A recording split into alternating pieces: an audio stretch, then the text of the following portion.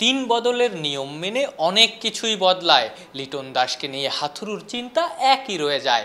বাংলাদেশ থেকে পাকিস্তান, প্রতিটা প্র্যাকটিস সেশনেই একই গল্প। দল যখন পাকিস্তানে গেছে, সাকিব আল হাসান ছিলেন কানাডায়। কানাডা থেকে বাংলাদেশে না এসে সরাসরি পাকিস্তানের লাহোরে সাকিব বুধবার গাদ্দাফি স্টেডিয়ামে অনুশীলনও করেছেন বিশ্বসেরা অলরাউন্ডার। এই বছর টাইগাররা আরও 8টা টেস্ট খেলবে, সবগুলোতেই সাকিবের থাকার আশার বাণীও শুনিয়েছেন চিফ সিলেক্টর। টেস্ট থেকে বিরতিতে গিয়েছিলেন তাসকিন আহমেদ। বিরতি ভেঙে পাকিস্তান সিরিজ দিয়ে ফিরছেন তাসকিন, যদিও তাকে বিবেচনা করা হয়েছে সেকেন্ড টেস্টের জন্য। তাসকিনের সঙ্গে অনুশীলনে সিরিয়াস খালেদ কিংবা রানাও। গ্লোবাল টি-20 খেলা পেসার শরীফুল ইসলাম অবশ্য এখনও দলের সঙ্গে যোগ দেননি।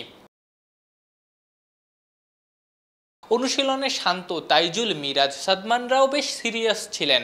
এখন পাকিস্তানে জাতীয় দলের হয়ে এই নজনই বুধবার অনুশীলন করেছেন। এর বাইরে জয় জাকির, মুমিনুল, মুশফিক, হাসান, নাইমরাও পাকিস্তানে আছেন, কিন্তু এ দলের হয়ে তারা খেলছেন পাকিস্তান এ দলের বিপক্ষে। ওয়ালটন এয়ার কন্ডিশনার এক্সচেঞ্জ অফারে স্প্লিট এসিতে 23,000 টাকা পর্যন্ত নিশ্চিত ছাড়। 21 অগাস্ট রাওয়ালপিন্ডিতে শুরু হবে প্রথম টেস্ট, 30 অগাস্ট করাচিতে দ্বিতীয় টেস্ট। এরই মধ্যে জানা গেছে করাচি টেস্টে মাঠে কোনো দর্শককেই ঢুকতে দেবে না পিসিবি।